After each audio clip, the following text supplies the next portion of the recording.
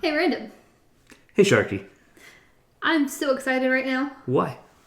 Well, we have our friend here. Hello. Oh, we do have a friend here. Who's here with us? Do I say like? Is the game designer in the room with us? Hi. If Is the game designer in the room with you right now? Yeah, if there's a game designer in the room, blink twice. Hi, I'm Aaron H. I designed Robot Hospital, which you reviewed on your show recently. I'm here. We're at the week of gaming. We're at Week of Gaming 2025. Yep. We've been playing a ton of games. So many games. So, outside of Robot Hospital, Well, first let's talk a little bit about the design philosophy of Robot Hospital. Sure. Like, what made you want to make it, and like, what were you, as you were making it or as you were developing it, what was like the core philosophy behind it? So the driving force behind the game was that games that parents could play with kids are not great. And at the time, I had a 3-year-old son, and I wanted to play games with him. And so we would take his board games, and then I would make them a little bit more complicated, or like just more interesting. I think like adding more choice. And so what I wanted was a game that could be easily learned by young kids and also still fun for adults. And that's why on the box it says ages 4 and up, because when I actually had a working version of it, he was 4. So really that was the main thing, was just having a simple game that's fun to play, and it's fast, and it's like relatively easy to learn. Yeah, I think it lives up to all that stuff. I think it's Yes. Yeah. Even as an adult, it is so fun to play. yeah. I'm glad you enjoy it. It's a blast to play. It's a blast to play, and everybody that we show it to, that's like one of the things that I really like about it, is everybody that you show it to, they also really enjoy it. Yes. And I think that is a testament to it, because like a lot of times when you're showing it to people, they don't know that it was designed with like playing it with children in mind. And so I think, if you present it that way up front, people are no, I don't want to play it. It's a kid's game. Right. But if you say, hey, I just have this game, like, do you want to play it? Right. And then people play it, and then they're like, oh, like, that's really good. Like, it seems really simple up front, but you can do a lot with these individual cards. Yes. And then you're like, yeah, that's because it's actually a kid's game. Like, Right. Yeah. Well, it's a game playable by kids, but it's not like a kid's game specifically. Like, this isn't Candyland or the Cherries game or any of those. It's kind of like Uno. Like, Uno's rules are very simple. You can learn how the finite number of cards work, and then once you know how they work, you can recognize them just by how they look. And for a child who may not be able to read yet, they're still smart, and they can recognize pictures and symbols and things, and they can memorize that. And they know the colors, even if they don't know the names, they can see this is a green one, that's a green one. So, yeah. So, by the way, per your feedback, I agree with you on your nitpick about the not having the rules text on the card. That was a lengthy internal discussion we had, and ultimately we just decided it's probably simple enough that once you know the rules, it'll just be annoying, and it would be better to have just full card art. So that was the gamble. Yeah, but I don't disagree with you though. Like I said, it is a pretty minor nitpick. Yeah. Like it's definitely not a major like a major point of contention. It is a very minor nitpick. We were definitely like straddling the border of how do you need rules text or not? Like, we're like right on that edge. Yeah. Oh yeah. So outside of Robot Hospital, what's your favorite game that's not designed by you? Okay. And actually, let's break it down into cat, because I couldn't name my favorite game either. So yeah. What is your favorite? It might be Warhammer. What is your favorite tabletop RPG? And I guess we could lump LARP into here, but I think much like me, you are probably not a LARPer. But the only LARP, I don't like to dress up for things, but I do enjoy LARPing by like wrestling with other people in a gym. Like, I find that fun. So it's not exactly LARPing, but it is with people who do SCA, so like I guess sort of. Although SCA isn't really LARPing either, is it? I don't know that I would consider SCA to be LARPing. Yeah, as much like as, they're really hitting each other. Yeah, as much as SCA is... I think SCA is like borders on like historical recreation. Yeah. And like when I think LARP, I think like Amp-Guard or something. Sure. And I think if you're LARPing, injuries should not be a likely outcome, and everybody I know that does SCA has had injuries of some kind or another. Yeah. So I think we can take SCA off the table as a LARP. We can call it a sport. Yeah, but I am not a LARPer then. Yeah. Tabletop role-playing games. I did have the publication for Stillfleet, which I do enjoy a lot. I feel like I'm biased though, so I love the game. I definitely am not discounting it, but I feel like I can't be fair in saying, oh, this is obviously my favorite RPG. I played D&D for a very long time. I have a very like fast and loose approach towards the games I run with that now. I think I don't know if it's my favorite, but one RPG that I really, really like a lot is, what was it called? Something magic or something like that. And it had this system in it where instead of spells being named, you just had different like spell domains and then different kinds of effects. And then whatever spell you wanted to do was combining an effect with a domain, and then that's the spell that you do. I thought that was really cool. Oh, that is neat. Yeah, I'll find the name. I have the books for it. I'll have to find the name and I'll send it to you. Yeah, that'd be really notes. cool. Yeah. I mean, it sounds a little bit like Mage, like the old World of Darkness game, where you can kind of use magic in any way that you want. Maybe it was Mage. I find it. I have the thing at home. If it was a World of Darkness game, it was probably Mage. It might have been. I've never played it. I've just read the book, and I thought that was so cool. Other than that, my son is working on a couple different RPGs that have been really fun. Oh, neat. Shout out Saga and SAGA, not SEGA. And he has another one he was working on too. But they're both really cool. He's doing some neat stuff with the mechanics there. I think I just like, as much as I like the crunchy parts of RPGs like D&D 3.5, that's a lot of fun to min-max.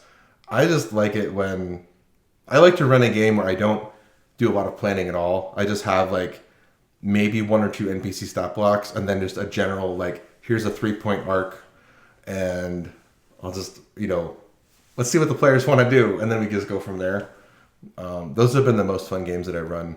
Yeah, I tend to do that a lot in like, especially in the like Borg, like all of the like Mork Borg, Cyborg, Pirate Borg, all of those. That's kind of how I run them. Is I tend to, with Mork Borg, I lean a little bit more toward like classic dungeon crawl, but with Cyborg especially, like it is just here's a really loose like mission outline of something that somebody wants you to do, and they're gonna pay you for it, right? And approach it however you want. So, and what did you think then of, if you like those kinds of, what did you think of Shadow Dark and Corpborg that we played? Oh yeah. So this weekend we played Shadow Dark and Corpborg. Shadow Dark was really cool. It definitely felt like old, like first, second edition D&D. Definitely had those vibes to it. I liked how simple it was. And it was very narrative focused, which those are all things that I really like about RPGs. Corpborg was really neat, and add a few points back to it because I was a terrible DM. You were not a terrible. You were a new GM. But you were not terrible. I have full confidence that you will be fantastic once you have some more hours under your belt. But the setting was neat. It was. Felt like I think someone was saying similar to the Angel TV show with David Boreanaz. Definitely felt like that. I wish that I was a more effective character in that session. I rolled so poorly on my stats. I felt like I was, other than trying to be like a smooth talking supplies guy, I felt like I wasn't able to do much else. But it was still fun though. It was like, it was very like hazardous. Yeah. I was not expecting things to turn out the way that they did. I do love GMing Mork Borg, by the way. Yes. For the reasons you were describing, but I like that you roll the calamity, and then everybody has their stats, and then you just sort of like start doing things, and there's no avoidance of danger because everything is dangerous. So it's really just like, what do you want to do? There's danger everywhere. What are you running towards? How do you want to die? Yeah. That's the question. There's something to be said about like the freedom of that kind of nihilism. Is you don't have to worry about screwing up because death is inevitable. Yeah. you've got a week, so Yeah, that does, like, one of the things that we have talked about when we talk about more boards, like, you have one hit point, so you can't really mess up that badly, right? Because if you mess up really at all, whether it's a big screw up or a small screw up, like, the party's probably going to die anyway, right? So it's fine. Yeah, it's fine. There's a freedom in that when you don't. When you get really attached to your characters because you've had them for a long time, that's a really beautiful thing, to have a character that you've cultivated and like seen through all these different trials, and for them to finally die is like it's a big deal, and that sucks, but that can also lead you to being afraid of taking risks, right? And I think that you're forgetting what the point of the game is, that it is a game, and overly attaching to your character is, that's going to prevent you from having fun with it. I also think that GMs should be a bit kinder to players and remember that attachment exists. And so I have a kind of a house rule that I borrowed from Wife, WYTHE, not WIFE, that a player can be reduced to, a player's character can be reduced to 0 hit points, but only the player decides when the character dies. Yeah. So, like, you get incapacitated, the party can't get you. Like, there bad things are happening, and maybe you get left behind or whatever, but something happens, and you can still you can figure out when you want to have your swan song. And I think that's really important for, like, part of the pact between the player and the GM. Yeah, so I have... there's a game that I was working on. I've kind of abandoned it, but there are some mechanics in it that I like. And one of the mechanics from it that I liked was your character could, essentially what you could do is you could burn the candle. So it meant burning the candle from both ends. Okay. And if you burned the candle at both ends, one of the things that in the early design of your character, you chose something that your character was the best at. Oh, and cool. It literally means the best. So right. You are the best swordsman in the kingdom. Right. You are the best space fighter pilot who has ever lived. Right. Yeah. You pick something. Your character is the best at that. And a certain number of times per game session, you can call on being the best. Okay. And then at some point, you can choose for your character to die. Yeah. And they die doing the thing. Oh, that's awesome. They're the best at. Yeah. So you can have moments like in a playtest game. We had a moment where a guy was the best like starfighter pilot in the galaxy, and so he holds back like an entire enemy fleet. Like it is supposed to be like an epic and glorious way for your character to die. That's super cool. Yeah. Yeah. So I agree with you. It's a good day to die. Yeah, it's a good day to die. What's your favorite board game? Oh, that's tough. I think it's hard to pick just one. I'm not going to say all of them because there's definitely a lot that I don't like. But one series, I would say that there's a designer, Ryan Laukat, I think I'm saying his name right. He does the Red Raven games, like Above and Below, Near and Far, the Rome, the one that I just got at Gen Con, or PAX Unplugged. And I think he also did Islebound and Megaland and a couple others. But I love the art in them, but also the gameplay is just, it's really, it's very freeform. It's sort of worker placement, some of them, but it's not exactly. It's sort of RPG, but not exactly. He does some very creative directions with it, and it doesn't feel like it has maybe hints or flavors of other games or genres, but it doesn't fully derive from them. And I like that a lot. My favorite starter game for new players is usually Splendor, because the rules are very simple, and it still has a great ceiling for strategy and learning. Camel Up is my favorite one to play with large groups of mixed levels of board gaming. I've played it with my extended family, many of whom are not board gamers, but once I explain the rules to them, you can just have fun with it. And sometimes you win, sometimes the game is completely... we literally had everyone clapped moments where everyone actually did clap and whoa! Because this one camel was in dead last and then it managed to get carried up and then it won. It's what? Oh! So those are both great. Lords of Waterdeep is probably still my favorite worker placement, although we played Dune Imperium yesterday, and that was a lot of fun. I liked Dune Imperium a lot more, especially given the amount of time that it takes. Because I am not someone who is usually keen on playing a long game. Yeah, that is what Week of Gaming is for. and that is true. This is the 1 week of the year that I can be talked into playing games like that. Right. Yeah, same. I actually enjoyed Dune Imperium so much that, if somebody called me next week and they were like, "Do you want to play it?" I would play it again, which is super rare for me. I just am not usually into playing games that long. But I had a lot of fun with that game. Yeah, and I've only played it the once. I think you've only played it the once. That's the first time. Yeah. Yeah. And so who knows if I would have that much fun with it after I played it 20 times. Right. But for that first playthrough was a lot of fun. Yeah. And definitely. I would definitely play that one again. Yeah. Yeah. That's not my favorite board game that I've ever played. Right. But I agree with you. That actually might have become my favorite worker placement style game. That. They did a really good job with how I liked how it kissed on worker placement, but also on a little bit of deck building and other, in-game economy stuff and all the bunch of interesting choices, as they say. Yeah. So Random and I talk about miniatures games, Warhammer specifically, a lot. Do you have a favorite miniatures game? I like watching people playing skirmish games. I've seen enough of it and heard enough from you and my other friends talking about them to know how expensive of a hobby it is. I like painting miniatures. I think the only miniatures game, the only skirmish type game that I've played extensively was probably...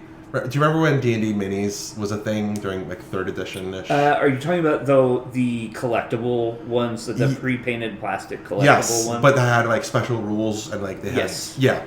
So that's the one that I've probably played the most. And I know that's not the same as Warhammer or Horde or the other ones. It is it was a skirmish game. I mean, I would classify that as a miniatures game. Yeah. I feel like that was definitely that genre. I like tactical games. I like most of the ones I've played have been digital, Massive Chalice and Invisible Ink. Both of those are turn-based tactical games that are a lot of fun.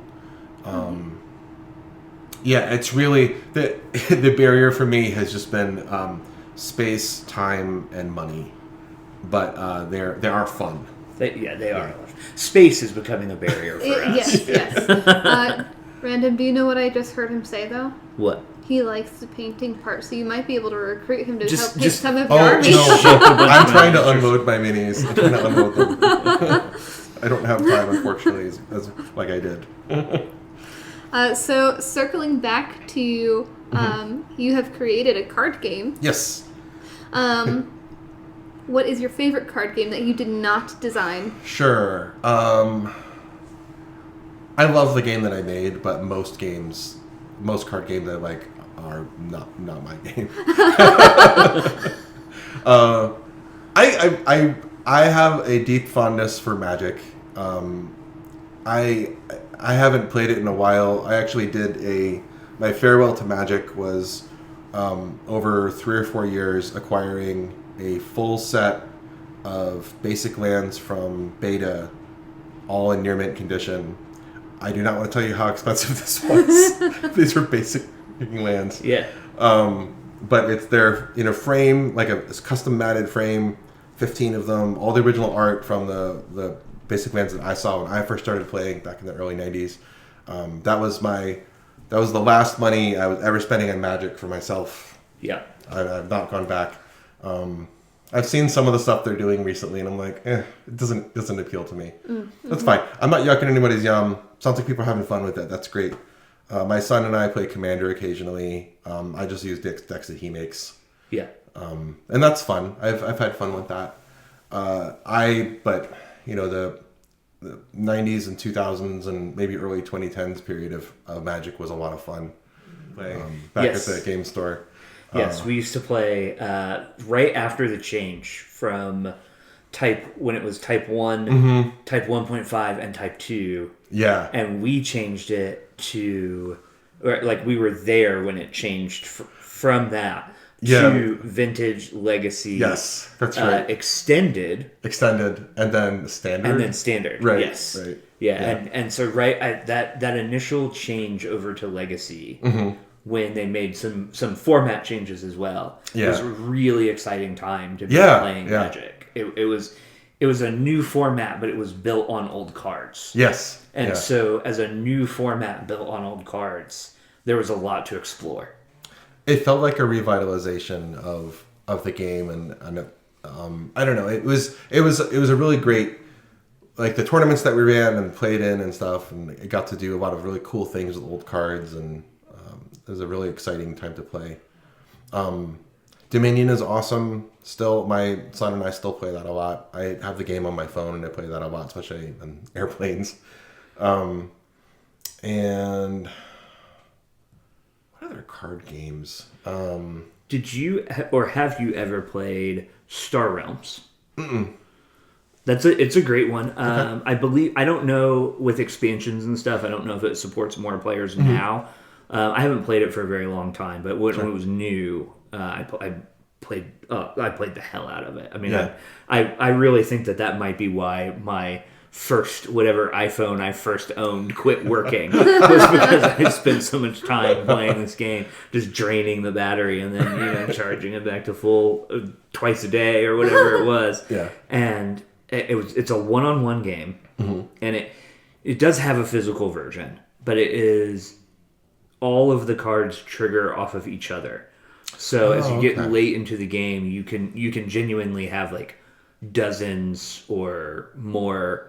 Sometimes if you really start chaining stuff, you could maybe have like 50 or 100 triggers in one turn. Whoa! And so having an app really helps. Oh, yeah, I can imagine. That if you play card games, I think the app is still available. Star Realms. Star Realms. Okay. Yeah. Cool. And that one is very much worth playing. So it's a drafting game similar to Dominion. Cool.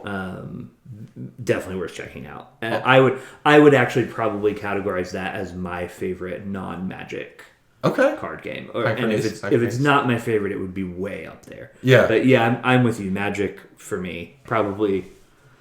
What's yours? Mine? My favorite card game. It depends on which Magic we're talking about, like which version of it, because I do have my Pioneer Legal Shark deck. Yeah. So the format matters. The to format you. matters. Yeah. Same. I wouldn't. I don't know if you could pay me to play Standard today. Oh my god.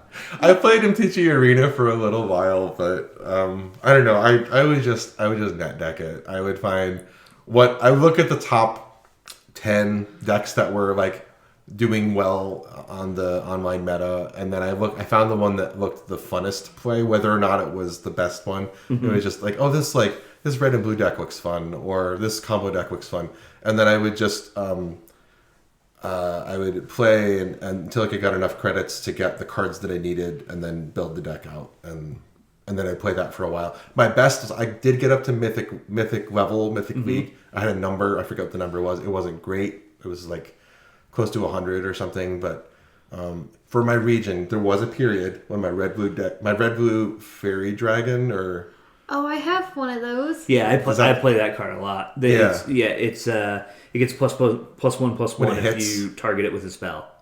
I think it's. Or when you cast a spell. When you cast an instant sorcery, it bumps by 1. Yeah. So there was just it was a aggro burn deck that used that, and that was a lot of fun. I played something similar. I made Mythic several while Arena was in beta, I hit Mythic, and then it didn't reset. You just, as you won, you went up, and as you lost, you went down. Yeah. So you could break into Mythic and then lose Mythic rating, and that was, I think, early in the beta. And so I made Mythic, and then the first several real seasons that it had, I made Mythic, and then I just I kind of abandoned it. Yeah. I was just spending way too much time. I will say, like, for Online Magic, that was by far the best iteration of Online Magic that I ever played. Yeah, it was a lot better than like Moto or MTG Online, if you want to refer to Moto as MTG Online. But sure. Yeah. So, what are you working on now? So currently I have there's like 2 or 3 games that I'm kind of I've got on the idea rotisserie that I'm kind of rotating through. One of the one that we tested the other day. So all right. The idea for this game came from, I was watching a documentary about Miyamoto Musashi, the famed apocryphal. No, he's real, but some of his story is maybe apocryphal. Yeah. The Eiji Yoshikawa book definitely romanticized a lot of the history, but there's general consensus is that his duel record was like 58-0 or something, right?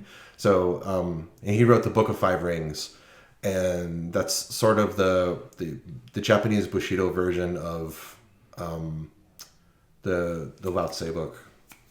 Like the Chinese Art of War. Yes, Sun Tzu. Yeah, Sun Tzu. Yeah.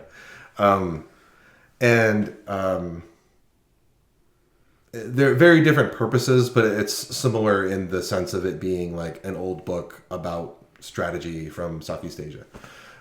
Anyways, so let's watch this documentary, and then I got to thinking about what would it be like to have a card game that like leaned into the Book of Five Rings thematically, and where you and your opponent are in a duel, and there's like these multiple rounds of drafting and preparation happening, and then there's the final round, which is the duel itself, and the duel can end very, very quickly. You go until one person can't respond to the other person, and then it ends. Full stop. No hit points, no honor, nothing like that. Just hard and fast sword fighting. Ka-chow. Nice. And so it's still early in development, but it's probably the furthest along of the 3. And I think that one, I've play tested it probably like 3 or 4 times now with other people, and it feels like it has promise, but it's not ready yet. But it feels like it's on the right path. Nice. So I do feel optimistic about that one. The other ones are much earlier in their development process. They're not ready for playtesting yet. Yeah. Yeah, I totally understand. Is there anything else you want to let us in on before? Like insider knowledge that I have? Insider knowledge that you have and can share on the internet. I did just give a talk at SUNY Geneseo called Cultivating Ideas, or Idea Cultivation. The YouTube link is on my YouTube. But I think that the advice that I would have for new designers would be get your idea to testable state as soon as possible, even if it's incomplete. Because whatever ideas you might have, like I would say the majority of any idea you have will not survive contact with the real world. And you got to find out which ideas hold water and which ones don't. Right. And where the fun is, so that you can focus on amplifying the fun and minimizing the parts that aren't fun. I've found a lot of satisfaction and benefit in this book that I read by Sarah Shipp called Thematic Integration in Board Game Design. It's a fantastic book. It reads, I think it was like a master's thesis or something, or like it reads like that. But it's a really great book though. And it's very easy to read. And she provides all kinds of fantastic examples, and it's a very cogent, like chapter by chapter, she builds her argument, and it's like, oh, well, yeah, I agree with you. But the crux of it is that identifying the theme of what you're trying to produce, and then finding ways for your game to reinforce that theme through gameplay, through the mechanisms that you're using in the game, will make the game experience more rewarding and satisfying. And that has definitely been kind of my guiding light with my design process, is figuring out, if I have an idea for something, does this make sense? Because if something makes sense thematically, when a player figures out how they fit into the game experience, then you can really lean into that, and they will pick up more rules intuitively because they know, like with Dune Imperium, if you know I'm this faction, I'm on the planet Arrakis, and I'm doing these things, like, you know kind of where your role is, and you know, like, oh, it's the desert, you need water.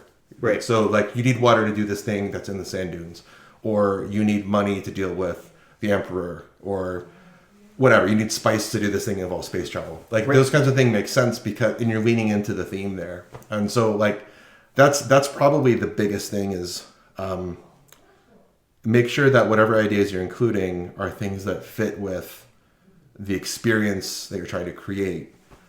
Because if it doesn't fit, then it's going to be easy to forget those rules. Yeah, that is very good advice, I think, and I think it's holds true, right? The games that most people remember aren't necessarily the mechanically complex games, or even the mechanically good games. It's the games that have a strong theme, and the theme is mostly what resonates with people and draws them to a game. Yeah, right. Yeah. Is Dune Imperium a good game? Yes. Is it a better game for being designed around the world of Dune? Yes. Do you remember in the 90s, maybe like the 80s and 90s, when they would make a board game based on an intellectual property? Yes. And it would usually be like a roll and move or something. Yeah. And it would just be like, oh, this is standard roll and move, whatever. It's Candyman, Monopoly, whatever, except with like some theme injected from a TV show. Right. Transformers or what have you. That is kind of a thematic failure, I would say. Whereas this game fully embraced it. The Firefly board game was also very similar to that. That one is just, I think our mutual friend said it was dripping with flavor from the TV show, which I fully agree with. Yeah, there's a Babylon 5 game that's like that too. And I also feel like another game that fits into this category that I would maybe say it might be my favorite board game is Shadows over Camelot. Oh, yeah. Yes. That was fun. Just oozing with the theme of the world that it's set in, and that helps you understand the mechanics of the game. The thing I love about that is that you're not guaranteed to have a defector. Yes. So you may or may not, which makes it like all that much better when you're trying, when you realize you do have a defector. It's all that much more surprising. Yeah. In Secret Hitler, my kids love playing that with their friends. And I keep thinking it'd be hilarious to have a game set up where everyone is marked liberal and there's no Hitler, but just seeing what happens with all of them. Yeah. You're creating a witch hunt, right? Yeah. There's also a really good lesson in there, I think, but that's probably a little philosophical for right now. Yeah, right. But, the other game that I would mention is we played Distilled earlier today. That one, fantastic. Like the way it feels like you're running a distillation company. Yeah. It leans really heavy into the thing. Yeah. And is a good game, and is probably a game that we'll talk about at some point at length. Like, cool.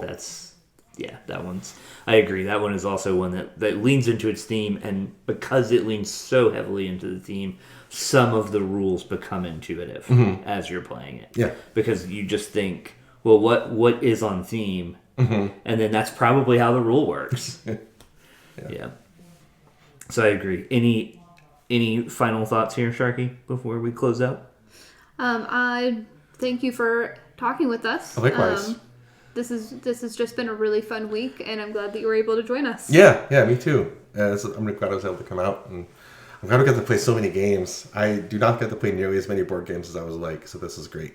Yeah, it's been a good one. Lots of games this week. So I've been Random. I've been Sharkie. I'm Aaron H. Thanks. Thanks for tuning in.